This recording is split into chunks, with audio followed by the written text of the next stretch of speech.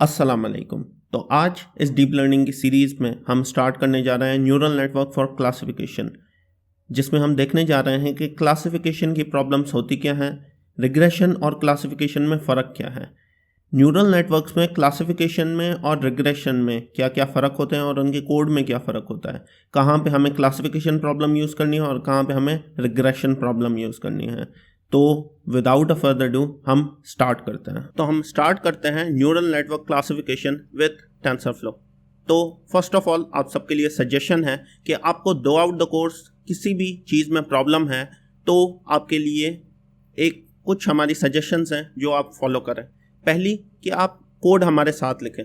हमें पता है कि कभी कभी हमारी पेस फास्ट होती है, तो आप फिर भी कोशिश करें कि हमारे साथ लिखें। वीडियो पॉज करके भी आप कर सकते हैं। उसके अलावा फिर भी अगर आप कहीं पे फंस जाते हैं तो गूगल कोलैब में आप शिफ्ट कंट्रोल स्पेस दबाकर वहाँ से देख सकते हैं कि कौन सा पैरामीटर आप गलत लिख रहे हैं या किसकी स्पेलिंग आपने गलत लिखी है या आगे कौन सा पैरामीटर यूज़ हो सकता है। अगर आपको फिर भी कहीं पे प्रॉब्लम होती है तो आप उसे सर्च आउट करें। सर्च आउट जब आप करेंगे तो आपके पास 3 रिसोर्सेस आ जाएंगे जो कि हैं गूगल, स्टैक ओवरफ्लो और टेंसरफ्लो की डॉक्यूमेंटेशन।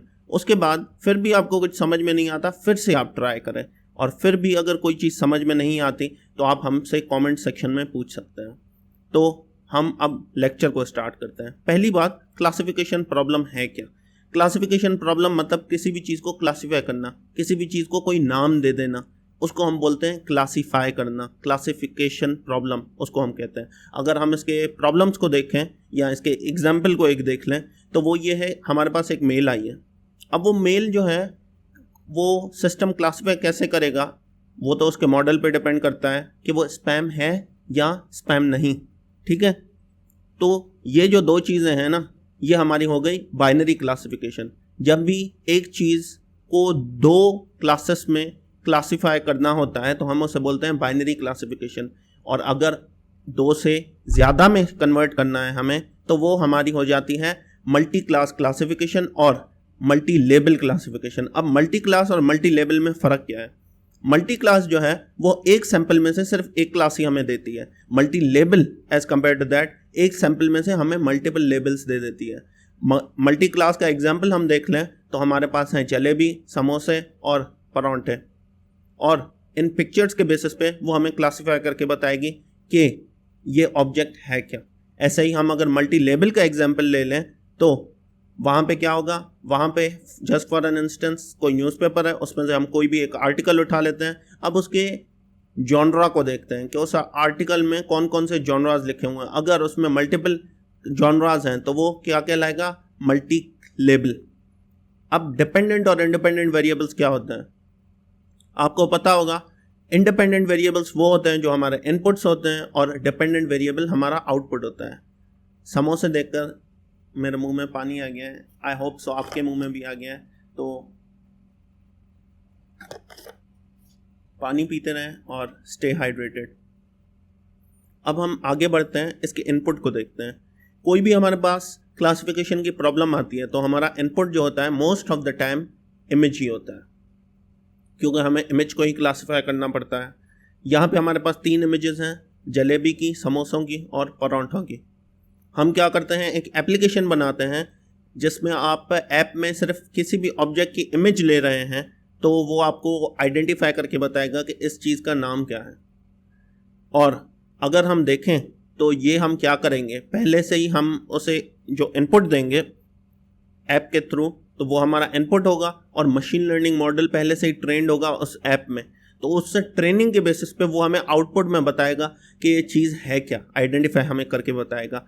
अब अगर हम देखें तो हमारी जो इमेज है, फॉर सपोज उसकी जो साइज़ है वो है 224 बाई 224, उसकी विड्थ और हाइट ये है हमारे पास।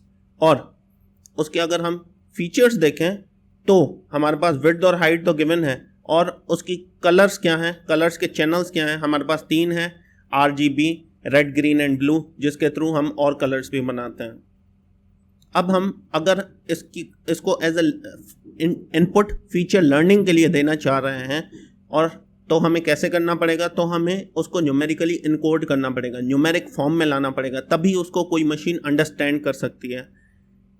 ये एक चीज़ मैटर करती है। उसके बाद हमने जब इसको न्यूमेरिकली इनकोड कर लिया, ये इनपुट में आएगा, मशीन ने इसको अंडरस्टैंड किया, आउटपुट देगा, और आउटपुट में क्या होगा, ये हमें उसी टेंसर की फॉर्म में ही आउटपुट देगा, और उसमें से ही जो टॉप वैल्यू होगी टेंसर में वो प्रेडिक्ट हमें करके बताएगी कि ये क्या है। जस्ट फॉर एन इंस्टेंस, पहली इमेज जलेबी की है और इसने सही डिटेक्ट किया है, दूसरी भी ये बोल रहा है जलेबी की है, वो गलत है, तीसरी इमेज इसने सही बताया है कि परांठों की है। तो ये थी एक प्रेडिक्शन। पर अगर हम एक्चुअल वैल्यूज इनकी देखें तो पहली पिक्चर है जलेबी की, दूसरी समोसे की और तीसरी परांठों की, वो इसकी एक्चुअल वैल्यूज हैं। अब हम देखते हैं कि इनकी शेप क्या होती है। जब हम इनको इनपुट कर रहे हैं तो इनकी शेप क्या हो सकती है। तो हम यहाँ पे एक ही इमेज ले रहे हैं जलेबी की, और न्यूमेरिकली इनकोड होकर वो इनपुट में आई, मशीन लर्निंग हुई। मशीन लर्निंग जो पहले से ही ट्रेंड मॉडल है उसने लर्न किया इसको, और आउटपुट में हमें बता दिया कि ये जलेबी है, एक ही ऑब्जेक्ट को क्लासिफाई करके। अब इसकी अगर हम शेप देखेंगे पहले की, तो वहां पे हमारे पास आ जाएगी बैच साइज, विड्थ, हाइट और कलर। ये चार हमारे पास पैरामीटर्स होते हैं जो हमें शेप में डिफाइन करने पड़ते हैं। पहले में बैच साइज में आप कुछ भी दे सकते हैं, नन देंगे तो वो डिफॉल्ट वैल्यू उठा लेता है। दूसरा, विड्थ और हाइट जो इमेज की होगी वो हमें डिफाइन करनी पड़ेंगी, और कलर वो डिपेंड करता है कि कलरफुल इमेज है या दूसरी कोई इमेज है, उसके बेसिस पे वो डिपेंड करता है। अब अगर हम आउटपुट को देख लें तो आउटपुट की शेप है 3, बट क्या ये कांस्टेंट है? क्या हर प्रॉब्लम में ऐसा ही होता है कि सेम ही शेप यूज होती है? नहीं, ये प्रॉब्लम टू प्रॉब्लम वेरी करती है, और प्रॉब्लम टू प्रॉब्लम जब ये वेरी करती है तो फिर हमें इमेज की साइज देखनी पड़ती है, उसके कलर्स को देखना पड़ता है, उसके बेसिस पर ही फिर हमें आउटपुट भी मिलता है। तो ये हर एक चीज़ वेरी करती है। अब हम देख लेते हैं इसका आर्किटेक्चर क्या है। इसमें इनपुट लेयर होती है हमारे पास, उसमें हम क्या करते हैं, हम इनपुट देते हैं सिंपली। उसमें हमारे पास क्या, same number of features he use होते हैं, और यही चीज़ बाइनरी क्लासिफिकेशन में भी और मल्टी क्लास क्लासिफिकेशन में भी यूज़ होती है। उसके बाद हम हिडन लेयर्स की बात करें तो ये प्रॉब्लम स्पेसिफिक होते हैं। मिनिमम एक वैल्यू भी हो सकती है, मैक्सिमम अनलिमिटेड हो सकते हैं, और दोनों में, बाइनरी में भी और मल्टी क्लास क्लासिफिकेशन में भी। न्यूरॉन्स पर हिडन लेयर प्रॉब्लम स्पेसिफिक होते हैं।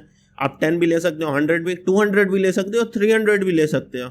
तो प्रॉब्लम टू प्रॉब्लम ये वेरी करते हैं। उसके बाद हमारे पास आउटपुट लेयर की शेप आ जाती है, जो कि हमारे पास होती है 1, अगर हम बाइनरी क्लासिफिकेशन कर रहे हैं। अगर कोई और कर रहे हैं, जैसे हमारे पास मल्टी क्लास आ गई, तो 1 पर क्लास, हर क्लास के लिए 1। उसके बाद हमारे पास आ जाती है हिडन एक्टिवेशन फंक्शन, तो वो हम रिलो यूज़ करते हैं यहाँ पे, और यहाँ पे भी हम मल्टी क्लास में भी रिलो ही यूज़ करते हैं। फिर हमारे पास आउटपुट एक्टिवेशन फंक्शन आ जाता है, जो कि हम यहाँ पे बाइनरी क्लासिफिकेशन में सिग्मॉइड प्रेफर किया जाता है, और मल्टी क्लास में सॉफ्टमैक्स। अगर इनके बारे में आपको फर्दर ऑन जानना है तो हमारे कार्ट में आपके पास एक्टिवेशन फंक्शंस की वीडियो आ रही होगी, वो आप ज़रूर देखें। फिर हम लॉस फंक्शन की बात कर लेते हैं। यहाँ पे cross entropy, binary cross entropy, और यहाँ पे कैटेगोरिकल क्रॉस एंट्रोपी यूज़ होता है। अगर हम ऑप्टिमाइज़र की बात करें तो SGD और एडम हम कोई भी यूज़ कर सकते हैं। अब अगर हम इसके सैम्पल एक कोड देख लें तो वो बेहतर होगा। हमने यहाँ पे सीक्वेंशियल मॉडल बना लिया, ठीक है। उसके बाद हमने इनपुट की शेप डिफाइन कर दी, इनपुट की।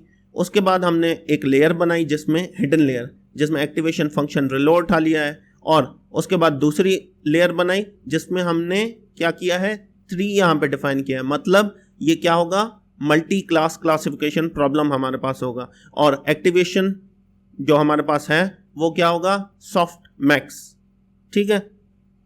उसके बाद हमने कंपाइल किया है तो इसको कैटेगोरिकल क्रॉस एंट्रोपी हमने प्रोवाइड किया है, तो ये भी क्लासिफाई कर रहा है कि मल्टी क्लास का है। ऑप्टिमाइजर हमने एडम यूज़ किया है। मैट्रिसेस में हमने एक्यूरेसी देखी है। अब इसके जो मैट्रिसेस होते हैं वो डिफरेंट होते हैं देन दैट जो हमने रिग्रेशन में किए थे। उसके बाद हम देख रहे हैं कि मॉडल फिट है या नहीं है, और उसकी फिटिंग कर रहे हैं, इपॉक्सेस डिफाइन कर रहे हैं, और आखिर में इवैल्यूएशन कर रहे हैं।